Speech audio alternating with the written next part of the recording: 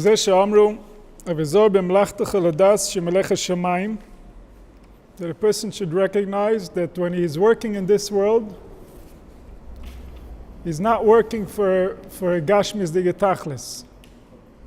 So even though he might not be able to track his progress because he doesn't necessarily know what he's working for, but he has to realize that he's working for a melech hashamayim. Ki inyan v'ata tishma hashamayim, that when Shlomo HaMelech davened to HaKadosh Baruch Hu, he said that when people daven from the Beis HaMikdash, v'ata tishma hashamayim, he's calling HaKadosh Baruch Hu kavyochel hashamayim. That sometimes HaKadosh Baruch Hu's name is Shamayim, the one that resides in Shamayim, which means the Seichel. Because as we've mentioned before, that everything that we see in the Shamayim when we look up has Seichel to it. All the planets, the zodiac signs, the stars, they all have Seichel, and they all have an influence on how we think. They all have an influence on the human balance, which creates our reality. It creates our ability to interact with reality. So that's the Shamayim. Shamayim is Seichel, Shamayim is thought, Shamayim is concept. Like we said before also, that within the person, always in the Torah where you see Shamayim and Aretz, we're talking about your spiritual side, your capacity to think, and we're talking about your physical side, which is your body, your interaction with the physical. So that's one is called Shamayim, the spiritual side of the individual, and one is called Oretz, the physical side of the individual. Like we see by Moshe Rabbeinu, when he said by Azinu, that he said Azinu Shamayim, right? V'sishma Oretz Imrei Fi. So he's talking to the Eidim. Why is he talking to the Eidim? Because the Eidim have the ability to carry out the Schar V'Oinish. So the same thing within an individual. His mind and his body have the ability to carry out Schar V'Oinish upon that individual. So if a person interacts with his mind and his body according to the proper mode, according to how Moshe Rabbeinu recommends, then he gets bracha. Then he gets shefa from his mind and from his body, because there's a yichud, the spirit resides within the body peacefully. Mashenke, when a person doesn't listen to Moshe Rabbeinu, he doesn't understand his message, so then the Shemaim and the Oretz become the ones that are first to punish him.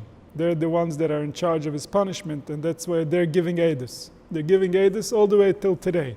So if you're interacting with it right, there should be a certain relief. If you're interacting with it wrong, there's going to be more tension, more stress, more difficulty. So he says that the Meleches Shemayim that you're doing, Rotzeloymar Hashem Yisborach, the Ata Tishma Shemayim means Hashem Yisborach himself. Rotzeloymar Meleches Shemayim is, you're doing a Meleches Shemayim, meaning you're doing heavenly work. So the actual work you're accomplishing in this life is not the physical work that you're doing. That you're doing in order to survive. But the purpose of your survival is the spiritual work that you're doing. What is the spiritual work that you're doing? Is that you're configuring yourself, you're configuring the settings within your being so that you can teach the future generation as well as yourself what the appropriate settings are for this lifetime, what the appropriate settings are in your mind, so that you get the most beneficial experience throughout your life for yourself and for humanity as a klal. So we spoke about this last week. When a person writes the Torah, it means that he's completed his cycle of understanding. He's completed all the different details that HaKadosh Baruch Hu has placed within nature, which includes at the very least the Ramach Evorim, the 248 body parts that we have, and the Shesod Gidim. And therefore, once he's completed his work, he's doing a ksuva, which means that the ksuva is actually writing it into a parchment, writing it into a skin of an animal, which is similar to a person writing in seichel, writing in das, into his actual physical body. So the klaf represents the physical, the klaf represents the animalistic, and within it we use the dioi, we use the ink, which is represented by blood within our body. We use the blood in order to write within our body, to write within ourselves, to write within our damatamtis, the truth that we believe, so that our reality within correlates to the actual reality that HaKadosh Baruch Hu created, and it's not just imagined. Because like we said before, the imagined areas of our perception, is where the Satan resides. The Satan hides behind lies. The Satan hides behind sheker. So when we misunderstand, when we have in our being lies, misunderstandings, false beliefs, so then evil spirits can manifest through us. They can use our body and our mind to manifest within us because we don't have the proper protection, which is the knowledge of that truth, in order to not fall for the evil spirit that's trying to manifest. And once it manifests, it causes damage. It causes problems for ourselves, and it causes problems for other people. So a person has learned the entire Torah and he understands the full heck of what HaKadosh Baruch Hu created. He can do the last mitzvah of the Torah, which is the Ksiva Sefer Torah.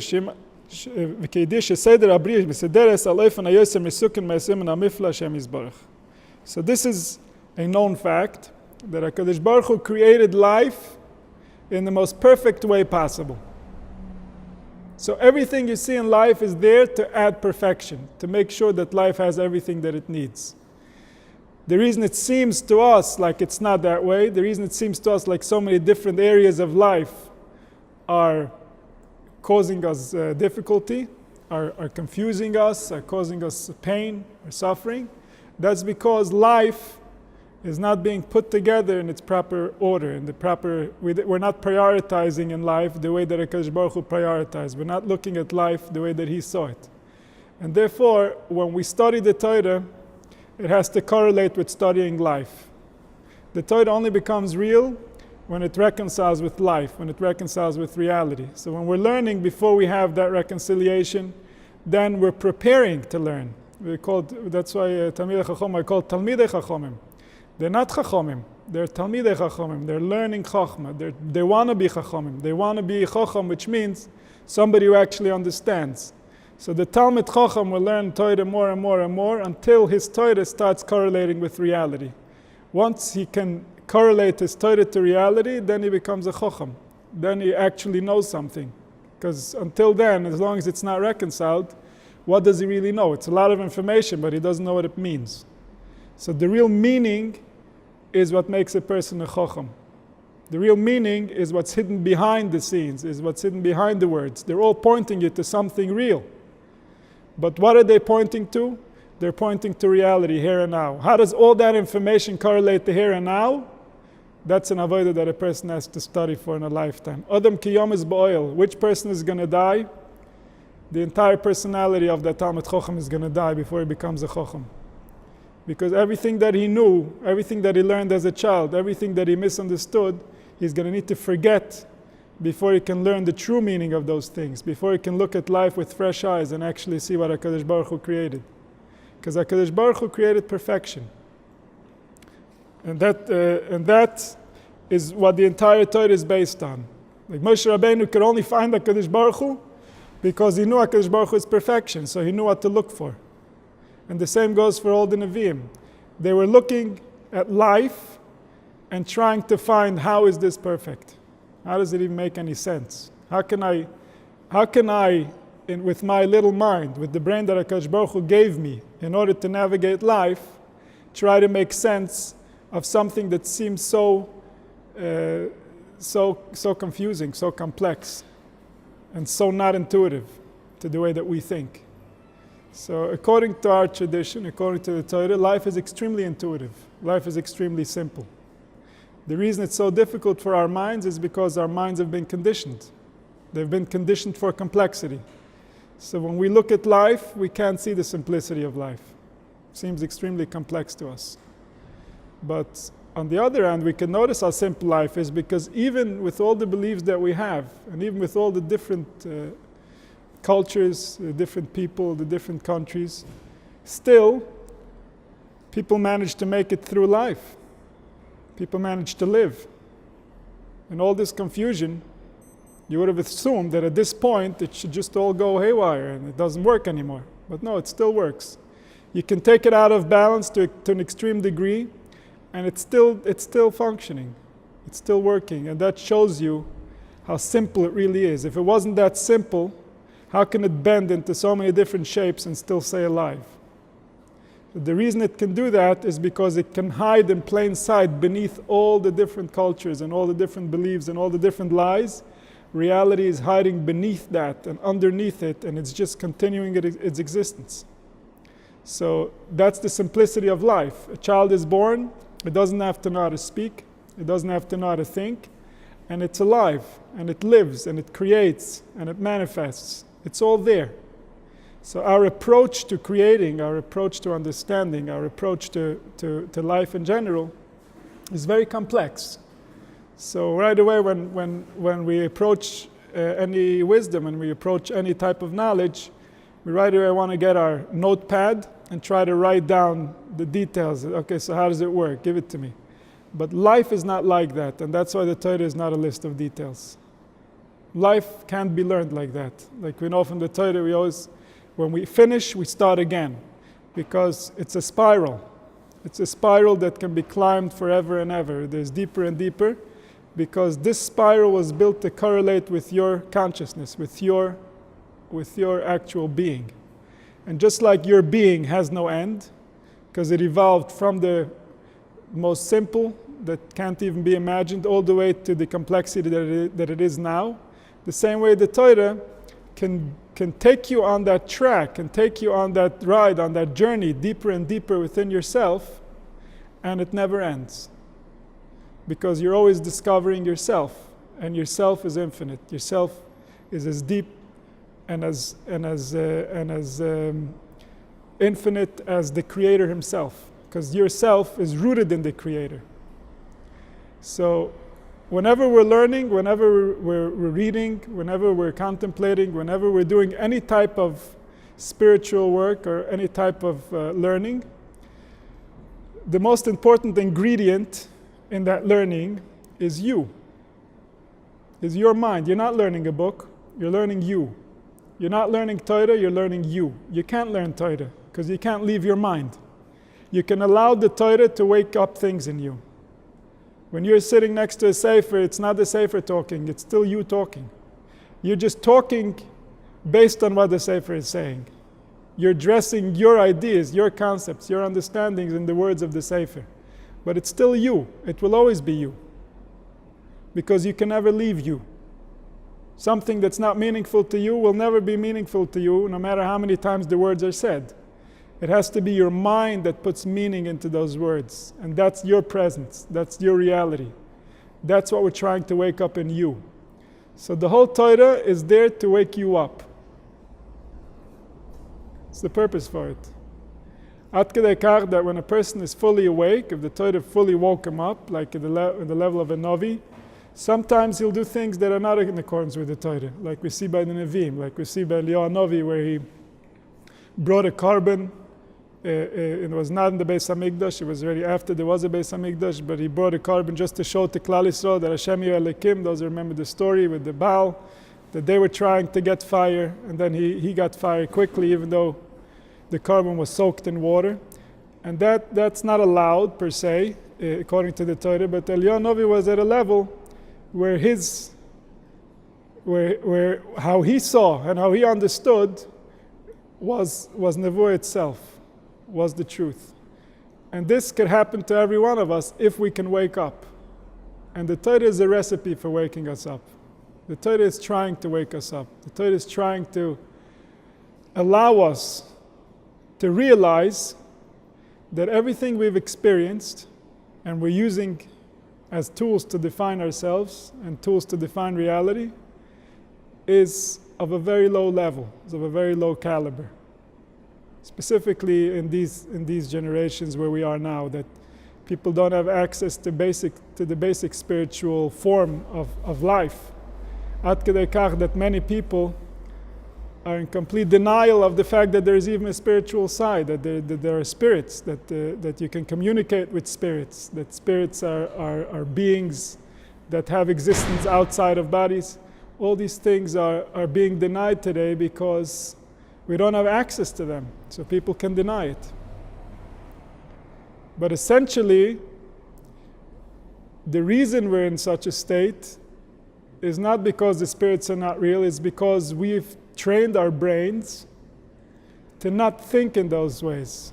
We're afraid of thinking that way. We're afraid of opening up our mind to what's real out there. We're afraid to recognizing everything that's really going on because we live in a fearful state of mind. Religion has become fearful. People are afraid of religion. This comes from the Christians, that people have a fear that if they learn it, then their life is going to become worse. And how could that even be possible? How can the truth ever make the truth worse? It's not even possible. If it's true, if there's somebody out in the sky that's out to get you, there's no way you're going to hide from him. There's nothing you could do. You could burn all the books that he's written and he's still going to get you. And if he loves you, then how's the book ever going to change that? The truth is the truth is the truth. It's not up to our understanding. It's not up to how we think it should be. It's just reality. And learning reality, understanding reality, knowing what it is and how it works, shouldn't be scary. And it wasn't scary when people were wise, when people understood reality.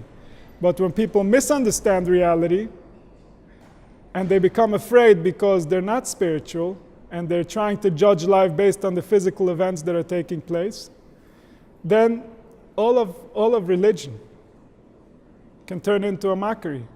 People are just so afraid that they don't even know what they're worshiping. They're never even getting close enough to recognize who is it that they believe in, and what is it that he wants. What does he respect? What type of character traits does HaKadosh Baruch Hu respect? And we shouldn't just look at the commandments for this. We have to look at the stories. We have to look at the people. We have to look at the interactions. We have to learn Navi to see who does HaKadosh Baruch Hu like and who does he hate. And it's not what we think. It's not an easy distinction. If somebody thinks that he can just assume this truth based on what he's learned as a child, then he's for sure going to be wrong. Because this is very delicate. This is very subtle. This is very difficult to discern. What is it exactly that HaKadosh Baruch Hu is looking for? If it was so easy, then nobody would get it wrong. So we have a lot of information to look to, and Chazal gave us even more information and explanation. But at the end of the day, even Chazal had to think about the laymen, the regular people who are going to read the text and not really understand what's being spoken about. And that's why Chazal had to speak the language of the wise. And many Gedolim spoke the language of the wise. The language of the wise is a language that doesn't really tell you what it's saying. The language of the wise is there to confirm to those who know and to confuse those who don't. So you have to know first. And that's why there was a Kabbalah. So if a person had a Kabbalah, the Torah confirmed to him what he already knew from his Kabbalah. When a person didn't have a Kabbalah, he didn't know. Like the Ramban said. The Ramban says, don't even try to figure out what I'm saying based on the clues that I'm giving in my Sefer. Because I can tell you already with 100% certainty beforehand that you're going to be wrong. Because you can't figure out, you're going to be wrong, you can't figure out the Kabbalah from the clues that the Ramban is giving you in his Sefer. That's what he says. He says, if you know, good for you. If you don't, then the clues that I'm throwing around here and there are not going to solve your problem. I'm not giving you enough information to be able to understand what it is I'm referring to. And this is, the whole Torah works like this. So if people didn't understand the basic principles of what we're trying to accomplish, so they have to climb the ladder. And climb the ladder means you start with Pshat. Pshat was written at a level that it should cause all the different levels of humanity, all different people in Klal Yisrael, which go even the lowest levels, they should also follow the Torah based on this text. So if the truth was written out in a way that everybody can understand it, so maybe the Shoev Memecha would say, this is not for me, this is too deep, I don't want any part in it. And then what is he going to do? Maybe he's going to quit his job. He's not going to be a Shoev Memecha anymore. He's going to try to find other things to get busy with. which is not what his purpose is. So everybody serves the wisdom. Everybody serves life. Everybody serves reality. There's two basic types of secrets in the Torah. The general secret of the Torah, like Reb Tzodok says, Soid Hashem Li'Reov, that Hashem himself is the Soid Li'Reov. Soid Hashem Li'Reov. Hashem is the secret to the people who fear him, meaning that they get to know him. They get to know who he is. And this is like Shlomo HaMelech said, that Yiras Hashem is not easy to understand. It's not easy to describe. So the first type of secret is a secret that cannot be said because it's an experience. An experience cannot be written, cannot be explained, cannot be described because it's beyond words. So if somebody has had an experience, then he'll read the words and he'll say, oh, exactly. It's exactly what I felt. But if somebody hasn't had the experience, he can look at those words many, many times. They'll be completely meaningless to him. That's one type of secret. The other secret is a secret that cannot be said because people are not mature enough to understand it. So if in our culture something has a certain taboo or something is not discussable, then the Torah cannot discuss it either. Even if according to the Torah it should be discussed, and there are many secrets that need to be said, but it's not discussable. It's not something you can speak about in public. And an example of this we have by, I think it was an Amoira that was hiding under the bed of his teacher. And he said, Torah hi v'lilmed ani tzorich. Even while his teacher was intimate with his wife, he was there, which is something that we can't relate to nowadays. But for these people, for him it was Torah v'lilmed ani tzorich. So these are the type of secrets that cannot be discussed because people are not mature enough to discuss them and understand them appropriately. And there's a third type of secret, which today is the most popular. And that's a secret that nobody made a secret except people's foolishness. Meaning it's not a secret. But if everybody's going to learn the words wrong, and they're just going to repeat it to each other wrong, then it's going to become a secret, and nobody's going to know it. So today you have a lot of basic things in our religion that are written in the Svarim over and over and over and over and over again. And the Rishonim are crying and the Achronim are crying, but people today are just, they don't know, nor do they care. So sometimes these things are so important, they're so basic, because we make conclusions based on the information we have. The information we have is not static. We're constantly learning more, concluding more, we're throwing in more ideas into the mix. And one bad understanding, one misunderstanding, one thing that we understood wrong as a child could be the cause of so many wrong conclusions that we make throughout our life. Again and again and again, because this one idea. Like for example, the chashivas of a Yiddish neshama. How chashiv it is. How much HaKadosh Baruch Hu cherishes every Yiddish neshama. How much he cares. Like the Baal Shem Tov said, every Yiddish neshama is a ben yochid in the eyes of HaKadosh Baruch Hu. HaKadosh Baruch Hu looks at him as his only child. And he cares about every thought, every feeling, everything that's part of his experience HaKadosh Baruch Hu is concerned about. Now, this is everywhere. This is everywhere. Our entire Torah is filled with it. But do general people give the respect to Yiddish neshama that they should? Those same people who, when it comes to some halacha, they noticed and nobody else knows, they go berserk, they go crazy. But have they recognized the basics of what our Torah is built on? The basics that HaKadosh Baruch Hu resides within every Jew? That the purpose of life is that Klal Yisrael should be here? That every neshama is more choshev to HaKadosh Baruch Hu than the Beis HaMikdash?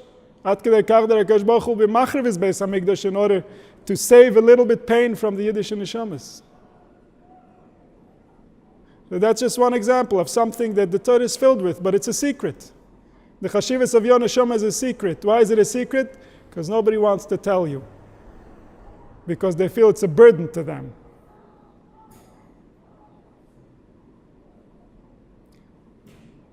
But in the Torah, it's not a secret. In the Torah, it's everywhere. In the Torah, this is what the Torah is based on. In fact, there wouldn't be a Torah if there wouldn't be a Yiddish neshama. There wouldn't be a Moshe Rabbeinu if there wouldn't be Yiddish neshama. Moshe Rabbeinu was a Yiddish neshama. That's his koyach. Why could Moshe Rabbeinu be Moshe Rabbeinu? Because he had the Yiddish neshama. Well, so do you.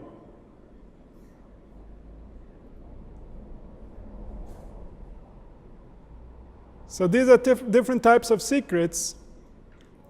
The first two secrets, which cause the Torah to be so powerful, to be so meaningful, and this they couldn't give away to everyone, caused the third type of secret where people are already not interested. They think it's useless information. So whatever. So I have to know how important this neshama is. Now he's going to give me more work. He forgets that he himself also is an owner, a proud owner of a Yiddish neshama. Get in touch with that one. So all this causes our Torah to become less and less meaningful and less in touch with the original message that was given over. The original message starts with the chashivas of a Yiddish neshama. That's the Aleph that comes before Bereshis. Aleph, you have a special being living inside of you. That's Aleph. And the Melech Malcha Amlochim cares about you very deeply.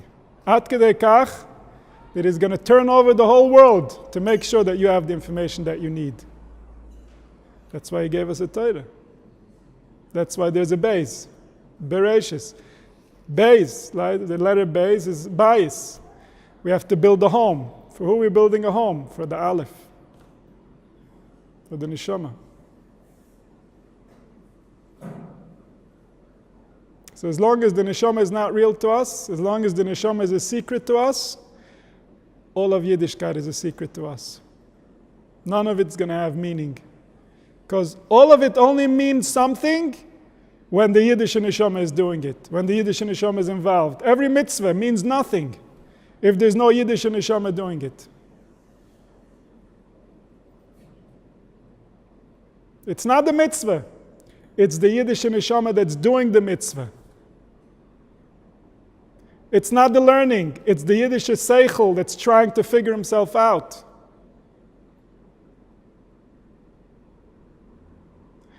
If we'll understand this right, we will treat our kids right. If we'll understand this right, we'll treat our spouse right. We'll treat our friends right. And we don't have to be at that level in order to talk about it. We have to simply believe it in order to talk about it. Because if we believe it and we talk about it, then it will rub off on us. And the neshama will wake up a little bit. This is all part of the waking up that we spoke about earlier. Waking up means recognizing what's real and what's true. That's waking up. We were tranquilized with a lot of information and no meaning. And we're going to wake ourselves up through a lot of meaning. Through a lot of meaning that actually correlates with the information that we already have. The information is already there. Now we just have to light the fire by giving it the meaning that it really has. The meaning that people thousands of years ago gave their lives in order to transmit to their children.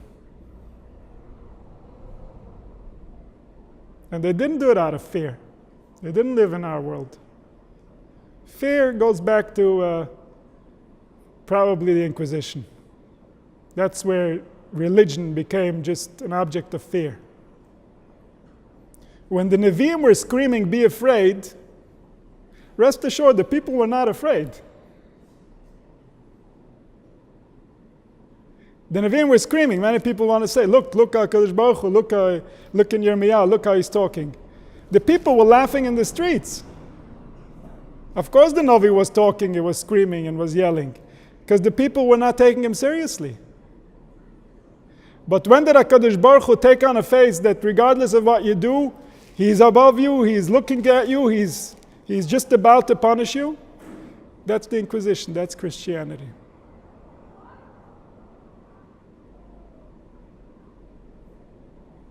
When the human soul has lost all its chashivas, you mean nothing, there's some other agenda here.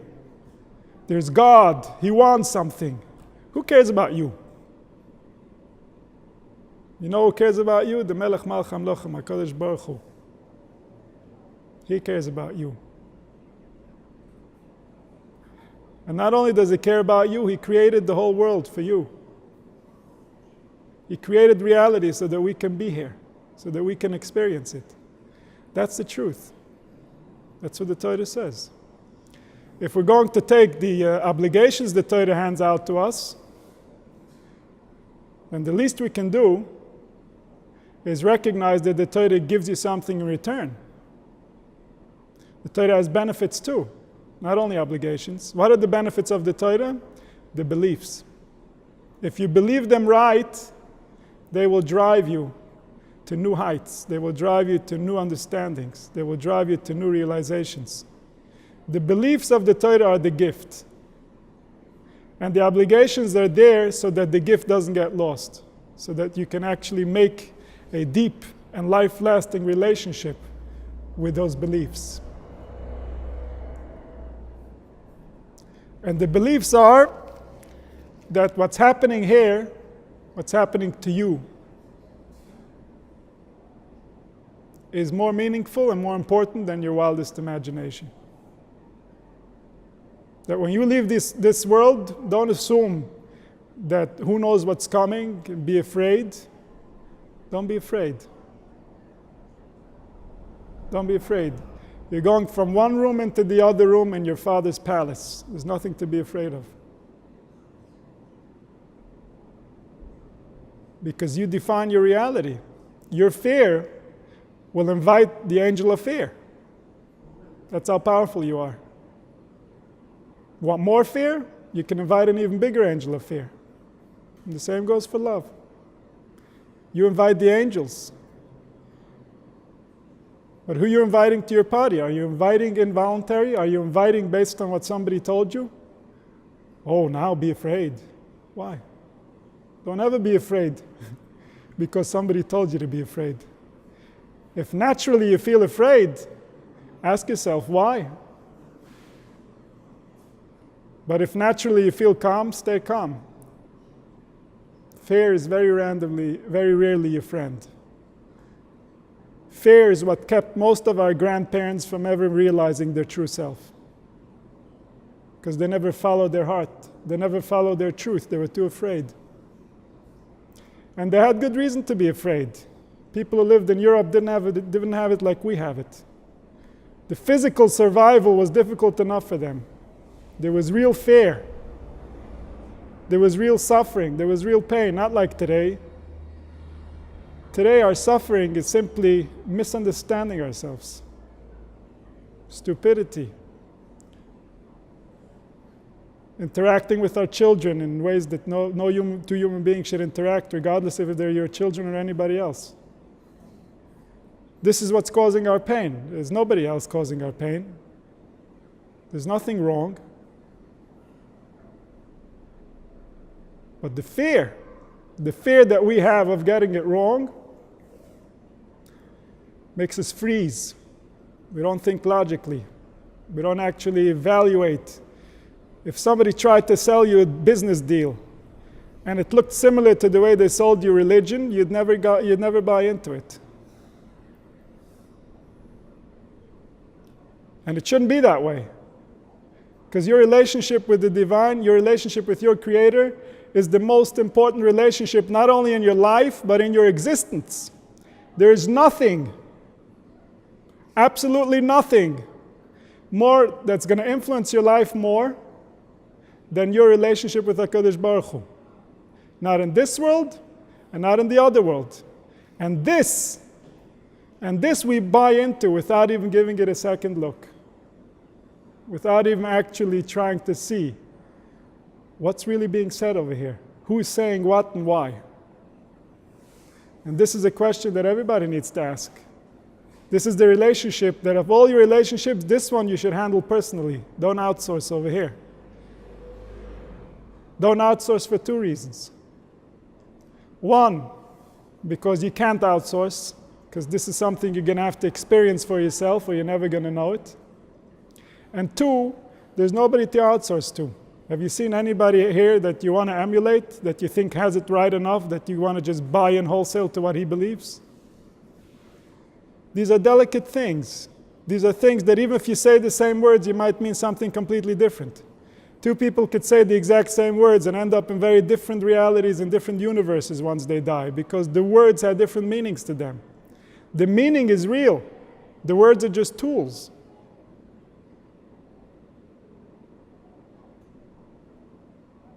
So our relationship with HaKadosh Baruch Hu is the one thing that needs to take precedence, that needs to come before everything else in our lives. Everything, including life and death. Because your relationship with reality, your relationship with HaKadosh Baruch Hu is going to survive your death. And that, if somebody really wants to gain insight into that reality, if somebody really wants to grow in that relationship, there's only one way to do that, and that's by finding your authentic self. What do I really think? What do I really believe? What do I really understand? And find the people who will answer these questions for you. People belong to communities.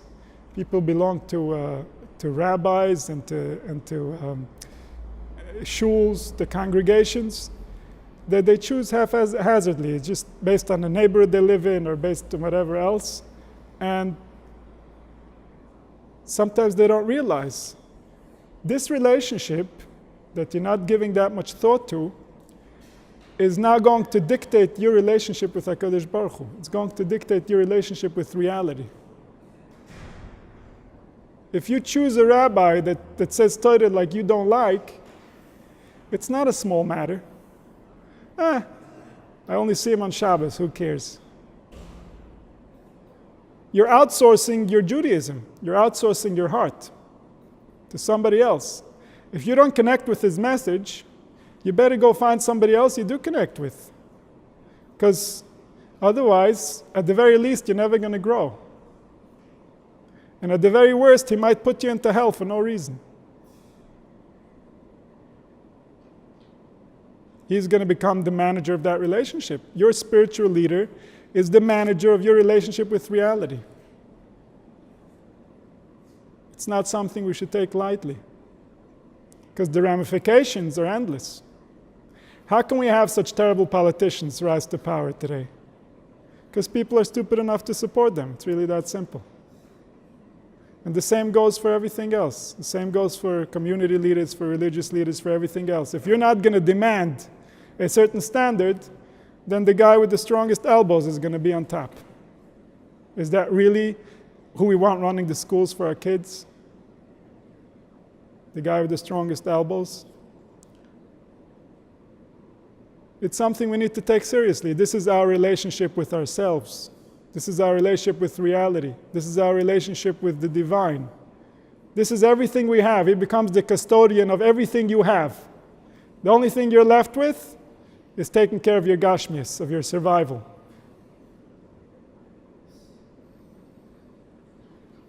It goes very deep. So it says HaKadosh Baruch Hu created perfection.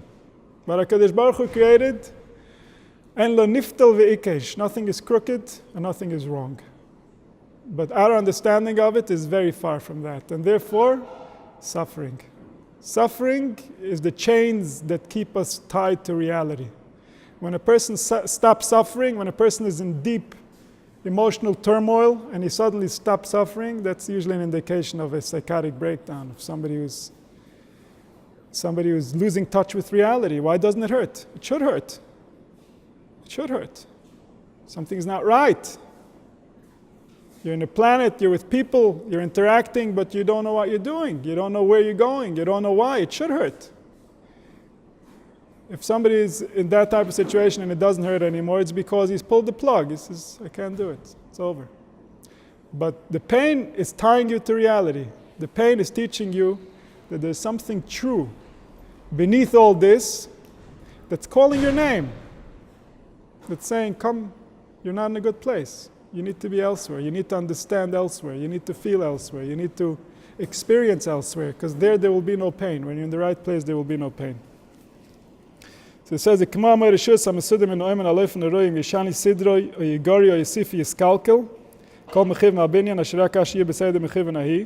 just like a clock, if you move the speed of one of the of one of the hands that are turning around, the whole purpose of the clock is going to fall apart because it was created in perfect balance. It needs to work a certain way. Kach seder olam, hayesh umen godel mi boiroi. Could there possibly be somebody who knows how to create it better than the creator himself? Mistam seder chelke koiches achaim shebayim al seder mechuven beyoser. V'chiloi hekev seder echad asher shemam nikra Torah shira. Sheketabasa etzoda makev seder sholem kagila she seder sholem. And therefore, just like you can't change anything that a artist made because there's a perfect balance in the art, the same thing in the creator's creation, there's a perfect balance and you can't mess with it. That you're not allowed to be moisev on what HaKadosh Baruch Hu made, and you're not allowed to be gereya. שהצדיק יסוד ועומד שכל העולם נשנה עליו שמבאר מגל כל סדר חלקי החיים שבורא השם יזברך. And therefore, you're not allowed to be moisev or gereya, because if the tzaddik is moisev or gereya, now he's feeding energy into the world that the world can't handle. He's creating confusion. He's not creating healing. He's not creating unity. He's creating fractures within HaKadosh Baruch Hu's creation. V'zeh k'suv ha'sekol ha'torah b'li cheson b'li yisron. You're not allowed to be moisev os. You're not allowed to be gereya in os. If you say that Achayis Yosed Hashem Yisborach has to be exactly in accordance with the life force that HaKadosh Baruch Hu was Beyasid, because only there and only then is there the perfect balance so we could find the unity that HaKadosh Baruch Hu created within us.